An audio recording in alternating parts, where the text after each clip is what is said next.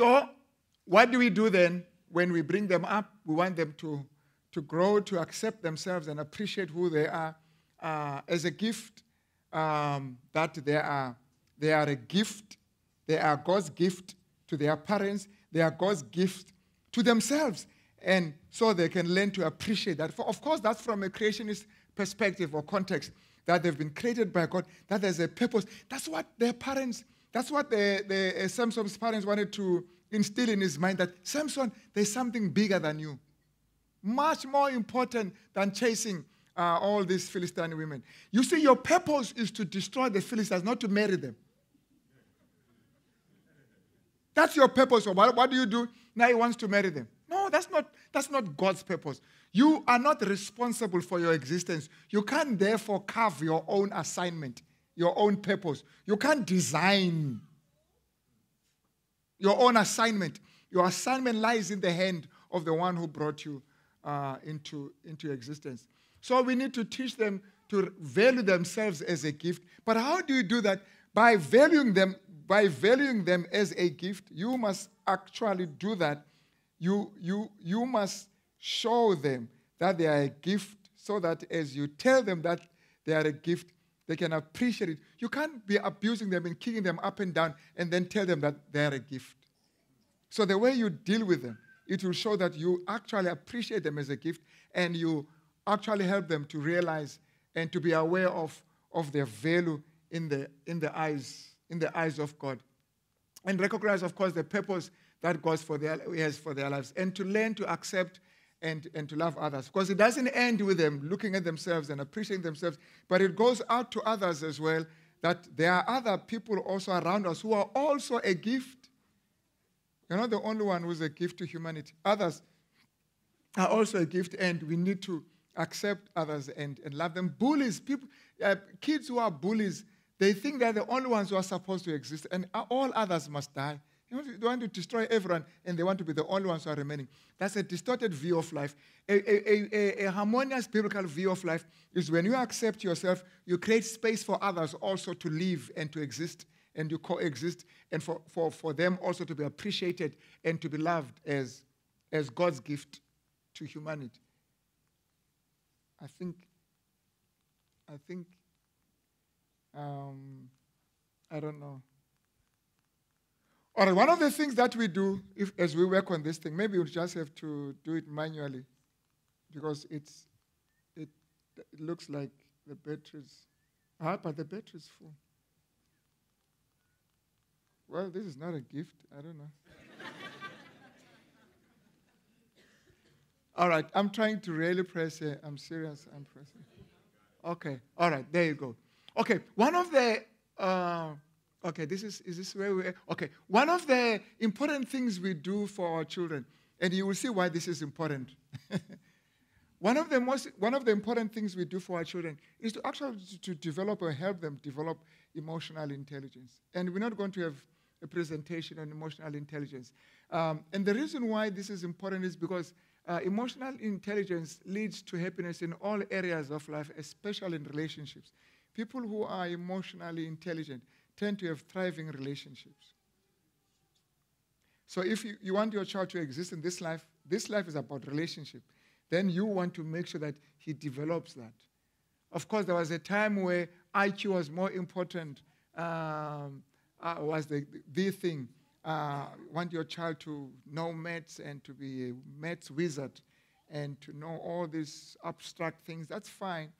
But it has been discovered that it is actually this EQ that is the predictive of one's success. That those who have a developed EQ, emotional intelligence, tend to be even promoted above those who have a high IQ. You know, when you have a high EQ, you want to be surrounded by people who have high IQ so that you can actually assign them.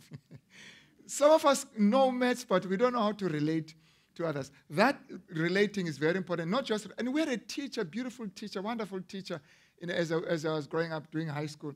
He knew his maths, but I never saw him laugh. Was never taught how to laugh. He just did with X is called Y, and But life is not just about X and Y's. It is also about relationship. And you find these people, they are living alone and they die alone, them in their music system. They can't relate. All they do, they are busy calculating and solving the problems of the world because they have a high IQ. But living, being able to love and to be loved and to control our emotions, that's something that we need to teach also to our kids. That they will be able to know their emotions and recognize emotion in others, manage relationship, and achieve for themselves goals so that they'll be able to motivate themselves to achieve goals. Now, here's what is very important. I'm not going to mention the rest of these other ways of developing this high IQ. But you see, number one there, it is one's upbringing. You see, unlike IQ, I'm not a fundi when it comes to those things. IQ basically would have also the fact that your mother may not be that good in maths, and your father too sometimes may not be good in maths, but you can have a child who's good in maths. You can't say, you see, we are powerful, look at that child. But when it comes to EQ, you are not born with EQ. That one, your upbringing, that environment at home has a lot to do in how you're going to learn how to relate to others. So the beautiful thing about EQ, you can actually develop it, you can increase it. It is not static. You can increase it. A person can be skilled. You can actually empower a person to be able to achieve that at that level. So the upbringing, how you bring up, if you are brought by parents who are always at each other's throats, you would think that's how life should be lived. You will feel very unsafe, very abnormal if you are not fighting, because you grew up in a family that fights. Now, if you grow and believe this is not right, even though you may not be doing that, you will have to prevent yourself from doing it because that's natural. Now, let me say that again, because I just said it in my language. But this is how you're going to do it. If you grew up in a family where the mother and the father are always fighting, it becomes your second nature. Now, you grow and you don't choose that. You say, I don't want to do that. But you must always be on guard, because if you are not, you will do that. Are we together? So in other words, whatever you do naturally will be what your parents did. If you don't want to do them, you must always be sober. But if we parade, if we model in front of our children a habit of values that are good, so that naturally they just do that, they must actually think and be deliberate for them not to do the good. But on their own, when they are unconscious, they will just do that because it is part of who they are. You've given them a head start. And that's what we are trying to say. Surround them with a home, and I think there's a statement that's going to come up later. Surround them with a home that actually reflects the values you want to see in them. Now, you cannot teach your child how to control his emotions if you can't control yours. You can't say to your child, shut up, shut up, shut up, shut up, I'll kill you, whatever. She's going to do that also to his younger brother, to everyone at school and everywhere, because she thinks this is how it's done. Now, if you want to model control of emotions, then you must control your emotions as you talk to your child. So you see, therefore, that parenting is another opportunity that God gives you for you to perfect your own character. Because now you've got to, and we're not angels. We're not always getting it right, but you are able to say to your child, what I did was wrong. I mean, you have to admit, don't say, I'm the parent here. Because he will think it's right, so that he mustn't do that. Say, what Daddy displayed just now is not right. It's wrong. I shouldn't have done that. I'm sorry. And when you do that, you are trying to delete that. You are trying to delete that. Don't do this. What I did is wrong. But when you don't ask for forgiveness, when you are not able to say, listen, what I did is wrong, and you just leave it like that, you are saying, when you have a chance also, you must do it. Because in some cultures, you can't admit as a parent that you are wrong. But you have to. It is part of growing. We are all growing here. And sometimes you can even say, let's come together. Now, how can you help me? What can you do to help me to make sure that I don't do this again? If you are short-tempered, bring everybody. Let's help each other. Tomorrow, we're going to help the young one The other day we're going to help mommy. But we're all coming together because there's an ideal that we have agreed here in this home. This is where we want to be, and we'll help everyone in this family to achieve that, including mommy and daddy. How's that? Of course, there are all other things, emotional support, improving the way you think, which is very, very interesting. But that also comes together. Now, here's something very interesting about modeling. There's one L here. Modeling is... on modeling, listen to this statement. The best way to educate children to obey their father and mother, if you want your children to obey you, you must give them the opportunity of seeing the father and offering kindly attentions to the mother, and the mother rendering respect and reverence to the father. It is by beholding the love in their parents that children are led to obey the fifth commandment. So obey your parents, but your parents must be parents, not criminals. So it's going to be very difficult. The text says, obey your parents. Okay? So, which means the assumption is your parents will be parents. Now, if the parents are not parents, kids are going to be confused. Who do we obey here? Because we have no parents here. But for them, parenting means father acting as the father and the mother acting as the mother. And the way they relate, that relationship between the mother and the father, actually, I'm sure we'll talk about it tomorrow. That's what you do when you don't want to answer questions. But actually, that relationship between the mother and the father is the definition of the atmosphere of the home. The home is abstract. It's not the walls and the TV and the carpet and the green grass and the swimming pool. The home is the relationships. It is how the mother relates to the father. That creates the home. That's what kids miss the most because that's what makes them. Kids are not made by the television. They're not made by the ceiling and the lights. I'm not saying those are not important, but what makes them, what forms them is how you relate to each other. And they watch and they look. And later on in life, they do exactly what they saw at home. So as they obey you, that means you are actually, later on in Ephesians 6, it says, fathers, do not provoke your own children. Train them up. All right, let's see, we have a lot of ground to cover. Here's what we learn from research tells us that teens who are close to their parents are more likely to choose purity, less likely to become pregnant or cause pregnancy, but less likely to use drugs and abuse drugs because they are close to their parents. Now, of course, there are two theories here.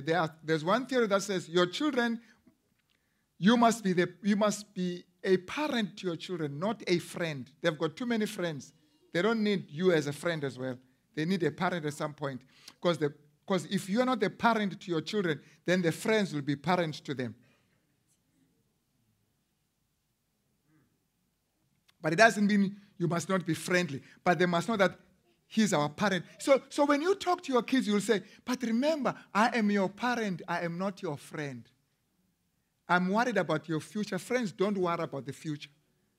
They are concerned about today. So the reason why I'm more than a friend, I'm a parent, it is because I also have tomorrow in my mind as I talk to you. Of course, you're a friendly parent, but not a friend like, hey, it ends here. There's tomorrow, there's next week, there's next year. There's work to be done. I'm a parent. But once you relegate yourself to just being a friend because you want to win your child and to remain as a friend, he's got too many friends. He doesn't need you also to be the part of those, to be in the list. But you understand what I'm trying to say. I'm not saying be an enemy, be a stranger. You can be friendly, we can play, we can run, we can do all kinds of things, and then you say, it's over now, go do your homework. That's a parent. But friends play right through until they collapse. But because you're a parent, you say, now it stops here, you must go do your homework. You see what is happening now? We played, we did this, now go do your homework, go wash your teeth, go do this. Of course, you do that not in a military way. So the most effective way to protect young people from unhealthy or dangerous behaviors is what? Is for parents to be involved in their lives. And I love what is practiced in most cultures, taking your children to the park and walking together. That's beautiful. But you've got to be intentional. You've got to be there for them. You've got to know what is happening in their lives. You've got to be planning and praying for them. You've got to be involved in their lives, but also not so not so much involved because you are benefiting something from them. They will quickly see that you can't live without them. And then they may not be excited. So it's an involvement that also includes detachment. Remember? It's not an involvement that is all over. Daddy, can you please just leave me alone? It's not that kind of involvement. It's not an involvement that borders on obsession. It is an involvement involved, critically involved, strategically involved, but then you detach. Involved and detached. Because even when you are detaching yourself, you are still involved. But once you are like involved, you never separate yourself, then that involvement turns into something very nasty. It becomes obsession. All right? Now, let's quickly run through some of the things we can do to develop. And these are things we do just to remind those of us who don't have children. One is quality family worship. To me, it's not just family worship. Come, let's read a verse. Let's sing a song. It's quality. It's something planned. It is something beautiful. It is something that we all enjoy. It may not be every day because life is what it is. But when we have it, and on agreed times of the week when we have it, it is something that we can look forward to. It is helping at home with service, with doing services and activities as a family. We work together as a family. A family that plays together stays together. Is that the case also in Australia? Is that true also here? That if you play together, you will stay together? But a family that works together also will stay together. You know, do chores together, wash the car together. Because as you do that, you are able to transmit certain values. Parents sharing their faith with their children, assuming that they have the faith. So what you do, because your faith is so important to you, so what do you want to do? You want to share that with your kids. And kids may want to know, I'm laughing at this. Kids may want to know, why are you an Adventist? Why are you a Christian? I mean, we've got others who are not Christians, but why are you a Christian? What made you to accept Christ as your personal Savior? Don't say, that thing, I'll tell you when I have time, because you feel like, I don't know why. You know? So you need to be able to express that. But here's the danger that we do. You may not be aware of this. Here's the danger sometimes that we do. When we talk to our kids, we tell them what we used to be when we were growing up. I grew up in a very rough township in Cape Town, Google it. I mean rough. That's why I'm so gentle and kind. I grew up in a very rough background, very rough neighborhood. Very, very rough. So if my kids start talking to me, the tendency might be for me to tell them how rough I was, and I grew up doing this and doing that and doing this, doing that, doing that, doing that, doing that. And they're listening, they say, wow, and they're excited like they're watching a movie. And then towards the end, then you say, then I was invited to go to this meeting there, and I accepted Christ as my... And you can almost see the anticlimax. It's like... Daddy you stopped living the day you became a Christian. And so they never want to transit. They want to stay where you were. They don't want the second part, the second phase of your life of accepting Christ, because that one, then he says, then I'll join the church. Then you want to sleep. There's not much. When you share your faith, the exciting moment should not be what happened before you accepted the faith. It should be when I accept. That's when life began. Because you want them to start their life there, not to end it there. Yours ended there sometimes. But you don't want them to end there. You want them to start their lives right at that point. So sharing your faith with excitement, enthusiasm, loving, caring, supportive parents. We're going to say that now in the next 5 minutes, and then we'll bring this to an end. Parents set limits and exercise control. Parent and child frequently communicate. Parents often help with schoolwork. Okay. Now, let me just share with you what I've just indicated in the last, especially with those four bullets there, in the next 4.5 minutes. This is, like I said, to those who are not parents, so we can train you and expose you to some of these concepts. Basically, in a very simplified way, and those who have done this at an advanced level, you will know that there could be all kinds of styles that we have. But on a simple format, this is what you would look at as parenting styles. By the way, parenting is basically trying to create a happy medium, a balance. It's a balancing act between support and control. So it's a balancing act. And because we are human beings and we're not perfect, sometimes there's too much control and sometimes there's too much support. So you're always, by God's grace, trying to balance this. Are you with me? Trying to put this together. And you not always get it together all the time, but at least you know that's where I need to be. And this is where it is. If in this quadrant, if you are high on support means love, things like love, helping, playing. If you are high on support and low on control means boundaries, limits, assignments, washing of dishes and helping at home and doing your homework and cleaning your shoes and making your bed. Those are what we call controls. It doesn't look like support.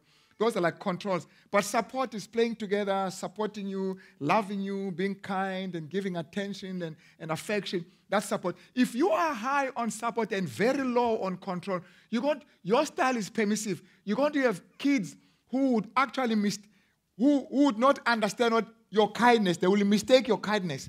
You end up being permissive. And because there is no control, then you are going to have kids who are not very conscious and very excited about obedience, because they think you are joking. So can you make your bed? Daddy, I'll do it next week. So there's no problem. Fine, don't forget to do it next week. So let's go, because I don't want to traumatize them, you know. So as long as he's going to do it next week, sometime next week, it's okay. Come, let's play, honey. That's fine. That's high support. That's low control. But later on, they're not going to like that. I've noticed something with students. I've been a lecturer at some point. I've noticed something with students. They may not like you, but later on when they graduate, you'll be the first one they say, this used to be my teacher. They love you. Because you see, they can actually tell when you want to destroy them with this mistaken kindness. They don't do the assignments. You just say, it's okay. They love you, because that's what it means to be a student. They love you, but later on they'll hate you, because they'll become that. Those unfinished assignments will reflect in unfinished characters in life, in future, and they will hate you for it. So kids also may actually later on rise up to say, I don't know what my father was doing because of this. And those parents who are low on control and low on support, they are neglectful. You have kids who have unmet needs. This is like bringing up gangsters. This is like street kids. There's nothing. There's no control. There's no love. You do what you want to do. You get in there, you go to the kitchen, you slice your bread, you sit there, put your own music, play your own thing there, get out. There's nothing. Nobody does anything. Everyone does. Go do your own washing. Get out there, get into your whatever, disappear. You come back next week, it's fine. You know where the key is. You get in and you sleep and you go. I'm exaggerating it, but I'm just saying this is low control and low support. There is no support. There is no. It's not a home. It's just I don't know. Almost said it's a dormitory, but it's not a home. It's just a hall. We're just here. There's no father, no children. We're just here.